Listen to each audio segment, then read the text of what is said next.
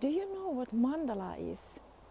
And do you know what kind of role mandala can play in finding meditative state, calming the mind? I am Hanne. I'm yoga teacher, Reiki practitioner and personal trainer. Mandala is Sanskrit and it means circle. It is a spiritual symbol which is, for example, used by Hindus in their sacred rituals. Mandala can be used and found in every culture, and the meaning behind it isn't necessarily religious. Did you know that meditation can be considered as yogi's most important practice? If you now immediately see yourself sitting on the floor cross-legged, frustrated like Julia Roberts in the movie Eat, Pray, Love, I can tell you a meditation state can be achieved in many different ways.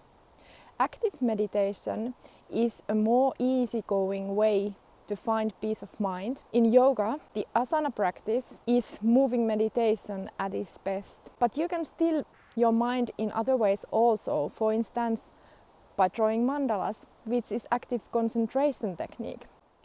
It's a really intuitive, relaxing, clearing and inspiring moment when you can create mandalas. So how to create mandala? A mandala can be created from everything and in any way by drawing, coloring, cutting from paper, from beads or stones, flowers. Choices are endless. Once you let mandalas into your life, you realize that they are everywhere. When creating mandala, I feel it's important to understand the process of creating it from scratch. It is about quieting the mind. You don't need to seek the perfection. You can treat your mandala as a life itself, ever-changing circle of life, which in the end is perfect as it is. It is only about how you see things. I can say that mandalas rescued me from my own thoughts and helped me quiet and relax my mind. If you are interested in learning more how to draw a mandala, you can check out my meditation and mandalas online course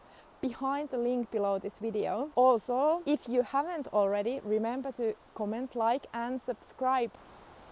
Bye now.